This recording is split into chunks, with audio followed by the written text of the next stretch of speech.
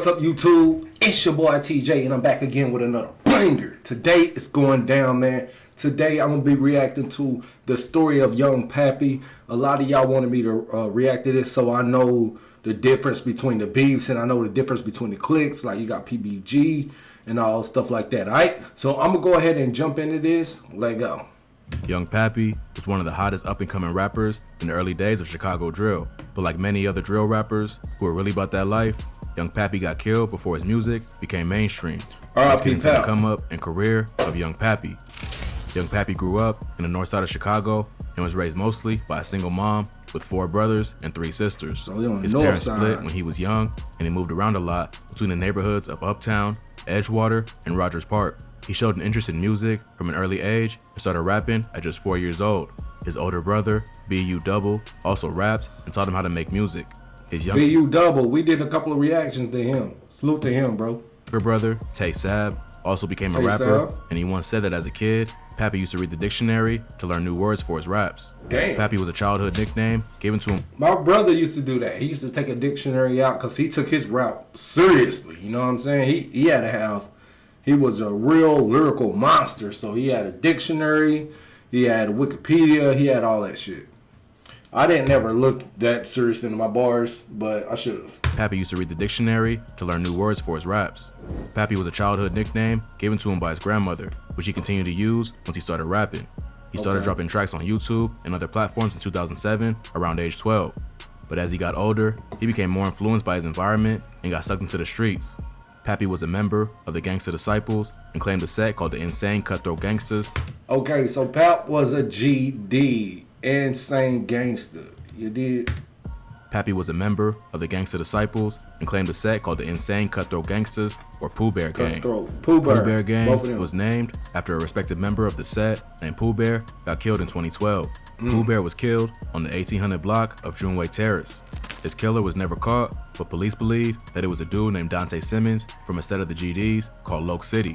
Simmons was later found dead with a self-inflicted gunshot wound and killed himself using the same gun that was used in Pooh Bear's murder. So rumors started going. Hold up, he killed himself with the same gun they killed Pooh Bear with? Hold up, bro. This is crazy. From a set of the GDs called Loke City. Simmons was later found dead with a self-inflicted gunshot wound and killed himself using the same gun that was used in Pooh Bear's murder. But rumors started going around that another member of Loke City named Munchie was behind Pooh Bear's death. Munchie and Pooh Bear were childhood friends, but petty fights and gang politics turned them against each other. Just a few days before he got killed, Pooh Bear dissed the Lokes on social media, which may have led to his death and sparked a deadly war between Pooh Bear Gang and Loke City. Pooh Bear and Young Pappy was close friends, and his death had a major impact on him and was one of the main reasons Young Pappy jumped off the porch and became a shooter. Since he moved around a lot, Young Pappy was also affiliated with another set called TFG. Pooh Bear Gang and TFG was closely affiliated but had their own hoods, kind of like 600. Okay, so THG and Pooh Bear Gang was pretty much collabed. You know what I mean? They was linked up. What the fuck is in my eye? Pooh Bear Gang and TFG was closely affiliated but had their own hoods, kind of like 600 and O-Block. So Pappy claimed both of them because he grew up around dudes from both areas. Pappy started out committing petty crimes like fighting and stealing, but the deeper he got into the streets, the more trouble he got into. His wild behavior eventually landed him in juvie for a gun charge. While locked up, he had time to work on his music and decided to take it seriously since he was already known in the hood for his music. So after he got out, he bought some audio equipment and music software and started recording his own tracks. At first, he was just making remixes of other popular songs, but he eventually started making original songs, which gained him local attention. At the same time, Young Pappy was also building a reputation in the streets. After getting out of jail, he was out for revenge on Loke City for Pooh Bear's death, which only got worse after PBG lost another member in April 2012. According to the rumors, Young Pappy got revenge by shooting a member of Loke City named Lucky in the thigh and back. Not long after, he dropped the track Competition, which featured the bar, "Better Ass Lucky, what'll happen when I drill shit."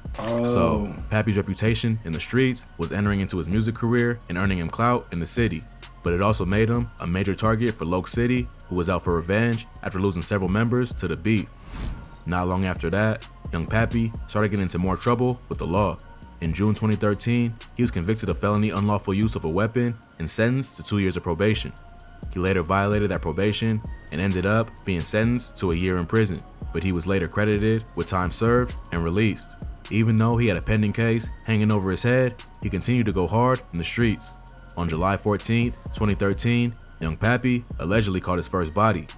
A dude from Loke City named Blake Lamb was shot in the head multiple times on the 1600 block of West Jonquil Terrace. He was walking down the sidewalk when a car pulled up next to him and started letting off shots.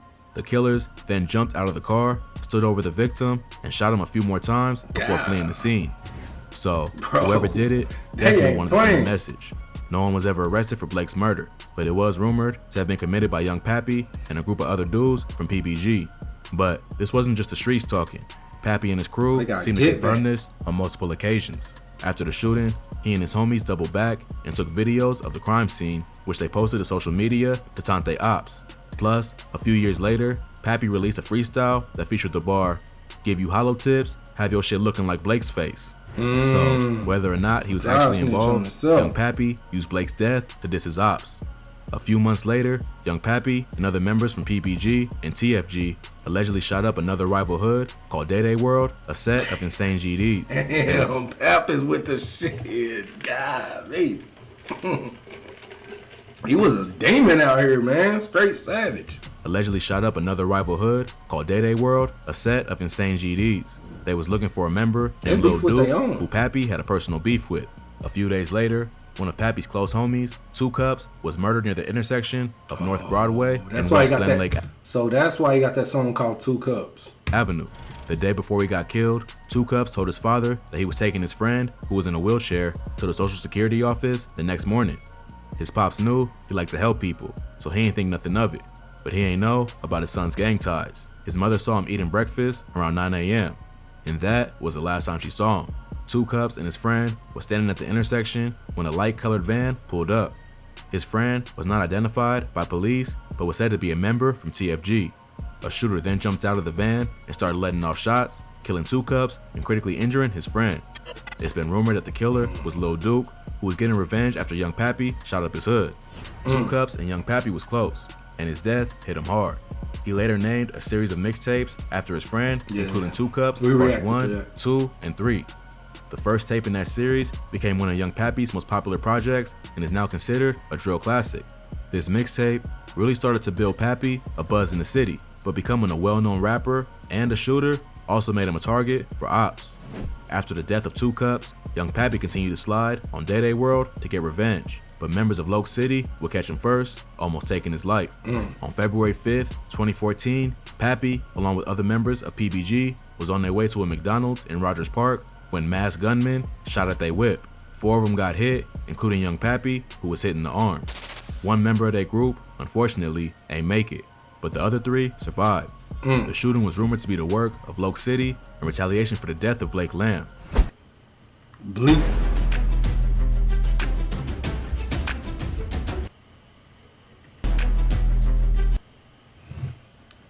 According to police, young Pappy was the intended target.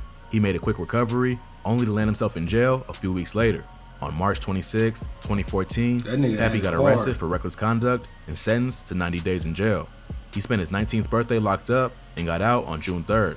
After he got out, he started to focus on music again in an attempt to make it out of the streets for good. But his reputation made it hard for him to avoid conflict. Not long after getting out of jail, Pappy was walking down Devon Avenue with a photographer who was shooting the cover art for his next mixtape. A car drove by and saw young Pappy. They doubled back and someone inside the car started letting off shots. Young Pappy managed to escape, but his photographer was hit multiple times before collapsing to the ground. 2 gunmen chased young Pappy down a nearby street while witnesses tried to help the photographer, but it was too late and he ended up dying. So it seemed like everywhere Pappy went, bodies was dropping like flies. This attracted the attention. Ooh, boy, they was on Pappy ass, man. He should got the fuck up out of Chicago, man. Damn. Of the Chicago police, who saw his music taking off and all the violence that followed. A few months later, young Pappy allegedly got revenge for the death of his homie, Pooh Bear. On September 11th, 2014, police responded to a call of a person shot on the 1600 block of West Juneway Terrace, not far from where Pooh Bear was killed. The victim was none other than Glenford Johnson, aka Munchie from Loke City, Pappy's main op. Munchie was standing in the courtyard of the building when a car pulled up and started letting off shots. He was hit in the chest and tried to run to a nearby hallway, but collapsed and later died.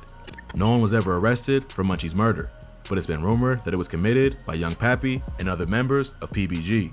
Pappy continued to add fuel to these rumors by dissing Munchie in a remix to Chief Keef's Finito.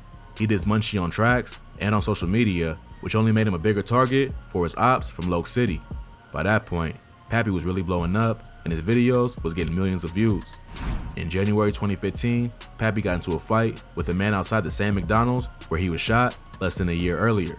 The dude he was fighting was supposedly a member of Loke City, and he ended up getting shot in the leg during the argument. Police saw part of the fight go down and ended up arresting Pappy on a reckless conduct charge. His mother said the police raided her apartment with guns drawn, looking for weapons that belonged to Pappy, but they ain't find anything. So he eventually pled guilty to the reckless conduct charges and was sentenced to 29 days in jail. After getting out, he dropped the second installment of his 2 Cup series, which featured some of the biggest tracks of his career, including Killer, Savages, and Afterlife Part 3. It looked like Pappy was finally on his way to becoming a rap star, but he kept getting in trouble with the police and it prevented him from reaching his full potential. To announce the release of his album, Pappy decided to host a birthday release party because he was turning 20 just a few days later. During the party, neighbors ended up calling the cops after someone shot a gun in the air. Police already had their eye on young Pappy, so when they heard he was involved, they decided to send a message. A SWAT team arrived with more than 50 officers and arrested over 100 people, including young Pappy. Arrested 100 people? What the fuck? Team arrived with more than 50 officers and arrested over 100 people, including young Pappy. 30 of them were charged. Over 100 people? What the fuck? How you arrest over 100 people? Like, everybody gonna go to the holding cell? And you, like, criminals who was already arrested gonna have to fucking wait while you book all these 100 people for nothing, dude. Like, for disorderly conduct, bro. Charged with disorderly conduct. Pappy bonded out the same day, but ended up catching another case for failing to appear in court for reckless conduct. So he was processed and again bonded out not long after. He then dropped the track Shooters right after being released to prove he couldn't be stopped. But just as he was reaching the height of his buzz, young Pappy would be gunned down. Around 1:30 a.m. on May 29th, 2015, Pappy was walking with a friend near the 4800 block. Man, everybody get hit up outside, bro. If you want it like that, if niggas trying after you, bro, what? Don't be outside late night. Niggas will kill you in the daytime, especially at nighttime. 1:30, bro. They is on you, man. You gotta be safe out here. On May 29th, 2015, Pappy was walking with a friend near the 4800 block of North Kenmore Avenue when 2 gunmen walked up behind him and shot him twice in the back. He was rushed to Advocate Illinois Masonic Medical Center, but was pronounced dead a few hours later. Young Pappy's death was a huge loss to the city of Chicago. He was a major talent, and many were convinced that he would be the next to blow up on a national level. But unfortunately, the streets caught up to him before he could make it out and change his life for good. Pappy's murder remains controversial. He was both a feared shooter and respected rapper, which made him a huge target for any ops of TFG or PBG. Some say he might have been set up by his own people or even the police because of how his killers were able to sneak up on him at 1:30 in the morning. Pappy's death led to a wave of retaliation. Just a few weeks after his murder, a Loke City member named Clifton Fry dissed Pappy on Facebook, writing, "Smoking on Pappy right now."